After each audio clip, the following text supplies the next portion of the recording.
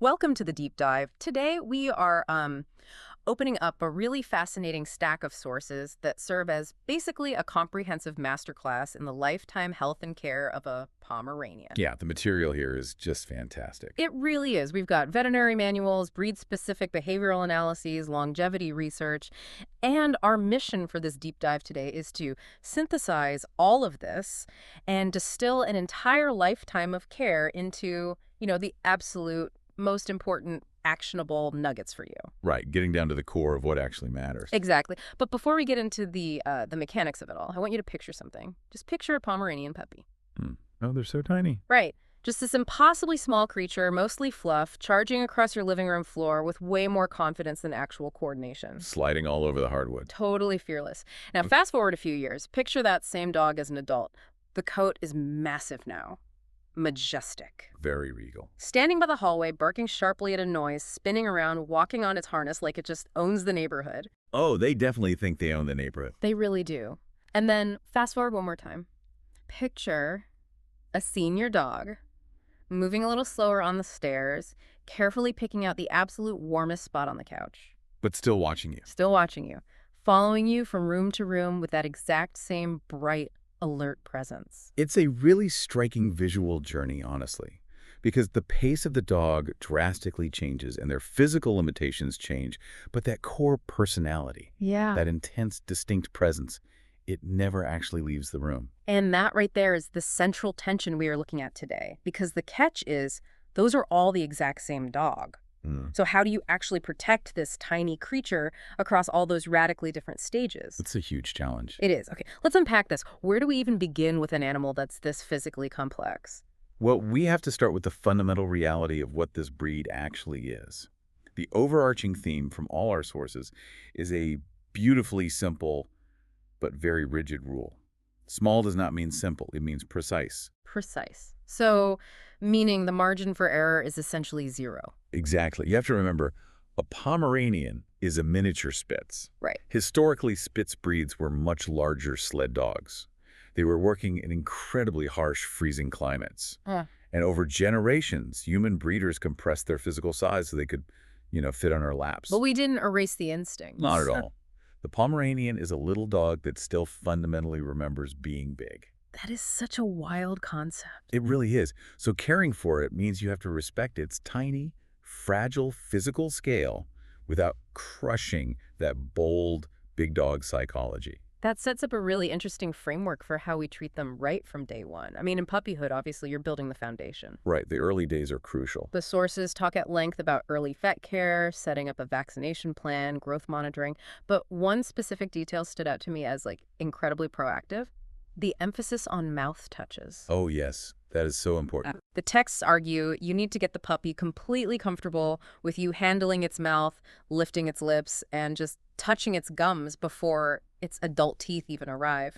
It is an absolute necessity. You are basically trying to build muscle memory and trust early on. Right. Because if you wait until a dog is, say, 3 years old and experiencing severe dental pain to suddenly start prying its jaws open, you've already lost the battle. They're going to panic. They will fight you tooth and nail, and it'll be traumatic for both of you. You want mouth exam to feel as routine and non-threatening to them as just a scratch behind the ears. Which feeds right into the broader concept of socialization they discuss. The texts warn against this massive psychological trap. They call it the tiny, fluffy puppy mindset. Yes, the instinct to baby them. Exactly. Because Pomeranians are so small, our immediate human instinct is to just bend down and scoop them up every single time a big dog walks by or if a loud truck rumbles past. We just want to protect them. Of course we do. But the sources are clear. You must protect their tiny bodies, but you also have to build a brave dog. Socialization should build real confidence, not just manage their fear. And what's fascinating here is the underlying psychology of that overprotection. How so? Well, when you yank a tiny dog up into the air, every time something mildly startling happens, you might think you're teaching them they're safe. But from the dog's perspective, what is actually happening? They're suddenly flying. Right. A loud noise occurs, and suddenly they are snatched off the ground by a giant. You are actually confirming their worst fear. Oh, wow. I never thought about it like that. Yeah, you're basically telling them, yes, the world is terrifying, and you are completely incapable of surviving it without being constantly rescued. So you're inadvertently hardwiring anxiety right into their brain. Exactly. You have to let them experience the world on their own 4 feet, safely, so they learn resilience. They need to realize they can handle a loud noise without dying. You're setting up the foundation for them to be an independent creature. And once that foundation is built, we transition into adulthood. And reading through the daily care requirements for an adult pom, it really struck me how systematic it is. Systematic is the perfect word for it. It's not about grand, sweeping medical interventions. It's this relentless daily commitment to small, repeated habits.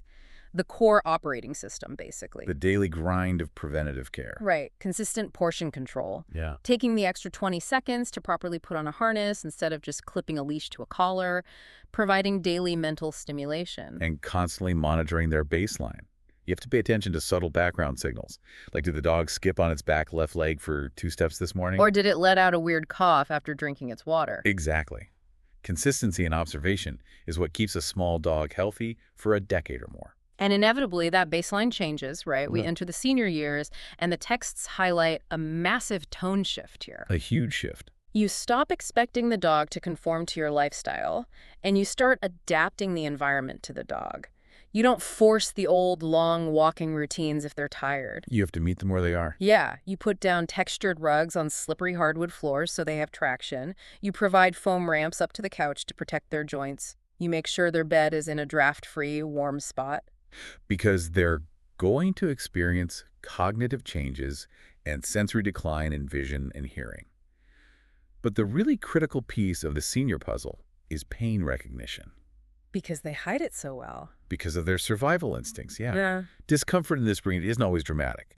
A Pomeranian won't necessarily yelp or limp dramatically or cry out. So what do? They might just quietly choose to sleep in a different room or hesitate for just a few seconds at the bottom of the stairs before climbing. This reminds me of owning a piece of complex technology, honestly. How do you mean? Well, puppyhood is like the initial setup, right? You're installing the right apps, getting the settings right, and adulthood is running the daily operating system smoothly, keeping the battery healthy. Oh, like it. And then the senior years, that's just turning on accessibility features and battery saving mode to keep it running beautifully. That is a great analogy. And what's fascinating here is if we look at the entire timeline of the animal, the physical needs drastically evolve. But the emotional security they require remains absolutely identical. From the clumsy puppy to the fragile senior. Exactly. They need to know you are their reliable, predictable partner at every single stage. So we understand the timeline now. Let's look closely at the actual physical body of the Pomeranian, because keeping this dog healthy means you have to look past its most deceptive, distracting feature. A massive coat. The massive, glorious coat. The sources outline 3 major physical illusions to watch out for, which basically boil down to fluff, fat, and fangs. That is a highly accurate summary of Pomeranian anatomy, honestly. Let's start with the weight illusion. The fluff completely hides the truth about a Pomeranian's body condition. You literally cannot just look at this dog and know if it is overweight. You can't. You have to physically get your hands deep under the fluff and feel the dog's ribcage. Because an average Pomeranian is, what, 5 to 6 pounds? Roughly, yes. Yeah. And because they are so small, their calorie margin is practically non-existent. It's just basic physics. If a 5-pound dog gains just 1 single pound, that is a 20% increase in their total body mass. Wait, let me just do the math on that for a second. Yeah. Because if I weigh, say, 150 pounds, a 20% increase means I'd be gaining 30 pounds completely out of nowhere. Right. It's like waking up and suddenly having to carry a 30-pound backpack everywhere I go. My knees would be screaming. And there's our 2. It is a massive, crushing structural burden. It profoundly impacts their quality of life. That extra weight bears down on their tiny, fragile knee joints. Which are already prone to slipping in toy breeds, right? Exactly. And the extra fat compresses their internal organs and airway, making every single breath harder. And it destroys their heat tolerance, which is already severely challenged by carrying around that massive double coat. Wow. Thinking about it, like a 30-pound backpack really puts those quote-unquote harmless table scraps into perspective. I mean, a single slice of cheese for a 5-pound dog is an enormous caloric bomb. It really is. It changes the way you look at treats entirely. Definitely. And that massive double coat we mentioned, that brings us directly to the grooming pillar. The sources make a compelling point that brushing isn't just about making the dog look pretty for Instagram. No, not at all. Brushing is essentially a daily manual health scan. You have to brush before mats form and part the hair to check the hidden spots, the armpits, the belly, directly behind the ears. Yes, and the reason you are doing this is to feel for early signs of trouble. You're palpating for unusual lumps, checking the skin for redness, micro tears, or yeast infection. And checking for any unusual odor, too. Exactly. Grooming mats are dangerous because they pull tightly on the skin, reducing blood flow and creating a breeding ground for bacterial infections. Which brings us right back to puppyhood. If you built that handling cooperation early, this daily scan is just a relaxing massage for the dog. Right. But if you didn't, finding a hidden lump becomes a daily wrestling match. So brushing forces us to look closely at what the fluff is hiding on the outside. But there's another hidden danger zone we need to explore, and it's happening inside their skull. The fangs. Ah, the dental pillar. The texts emphasize that small mouths make dental problems a virtual guarantee if they aren't managed. But I have to be honest here, I read this and felt a bit skeptical. Really? Why is that? Well, wait, isn't gross dog breath just a notoriously normal part of owning a dog? I mean, dogs eat garbage, they lick their own paws. Should we really be alarmed by funky breath? I totally understand the skepticism. It's a really common assumption. But in this specific breed, bad breath is never, ever something to just shrug off as a quirky dog trait. Never.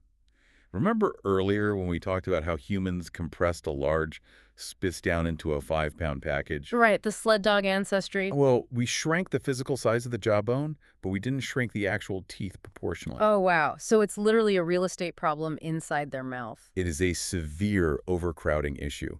Because the jaw is too small for the teeth, you frequently see retained baby teeth.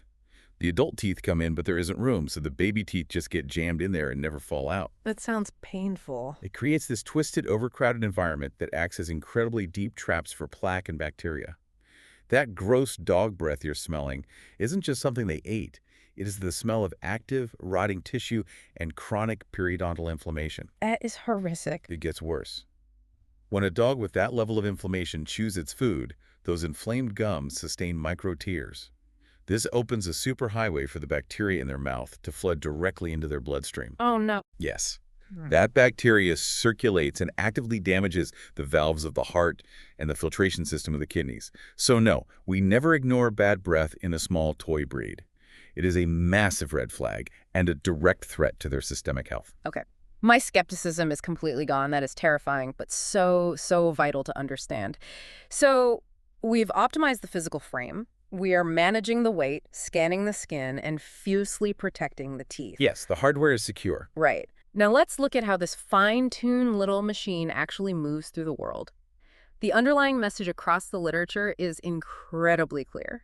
This dog is not a decorative sofa companion. Far from it. They are highly animated, driven little animals. They need a real engaging life, daily walks, sniffing enrichment to tire out their brains. But you have to protect their physical hardware while they do it. Joint safety is paramount here. Exactly, meaning no repeated jumping off high beds or pouches because those tiny knees just can't take the impact over time. But the most critical protection involves their airway. The texts state, in absolute terms, a harness must be used for walking, never a neck collar. This is a non-negotiable rule for Pomeranians. We really need to talk about the anatomy of the trachea, the windpipe. Okay, let's get into it. It is a flexible tube supported by small, C-shaped rings of cartilage.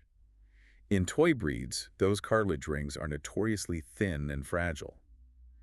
If you walk a Pomeranian on a neck collar and they lunge after a squirrel, or you absent-mindedly jerk the leash, you're applying direct pressure. Direct, crushing physical pressure to those fragile rings. It's like stepping on a plastic straw. That is the perfect way to visualize it.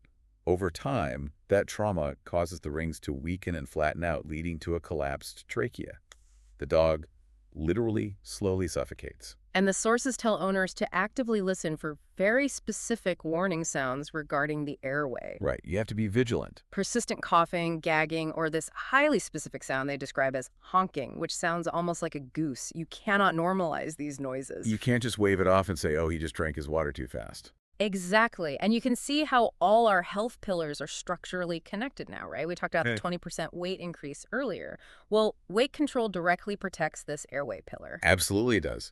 A lean dog doesn't have excess fat internally pressing against that already fragile windpipe. By keeping the dog thin, you are literally giving their trachea the room it needs to stay open. Everything cascades. It really is one giant interconnected system. Now, here's where it gets really interesting to me. The text dives into using the dog's behavior as a literal health metric. This is a crucial shift in perspective. Because we know Pomeranians are vocal. Barking is a deep genetic spitz instinct. So the training goal isn't to magically erase their voice, it's to teach barking recovery. Right, teaching them how to emotionally regulate and calm down after they've sounded the alarm.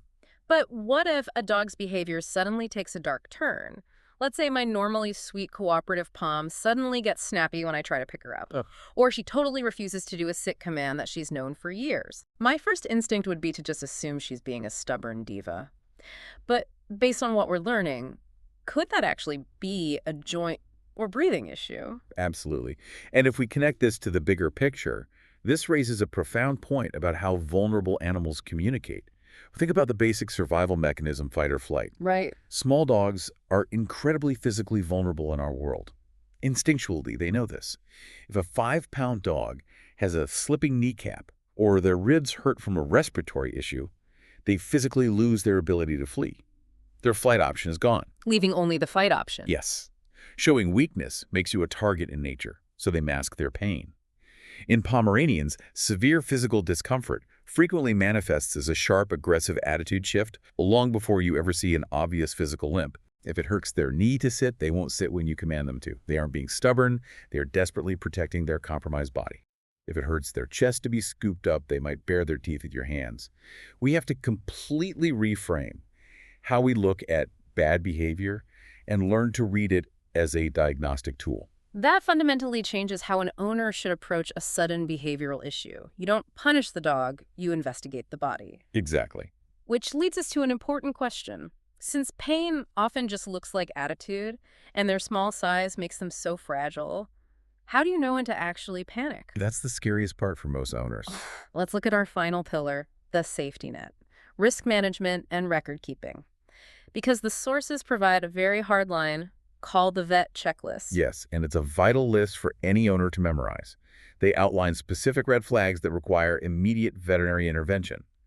There is no wait and see with these symptoms. Let me just run through some of the big ones. Persistent coughing or difficulty breathing, any kind of collapse or fainting, pale or bluish gums, which, based on the anatomy we've discussed, implies a severe lack of oxygen or a cardiac issue, repeated vomiting, sudden limping, a bloated abdomen, which could mean internal bleeding. All major emergencies. Suspected toxicity from eating something dropped on the floor. Or, like we just discussed, major, sudden, unexplainable behavior changes.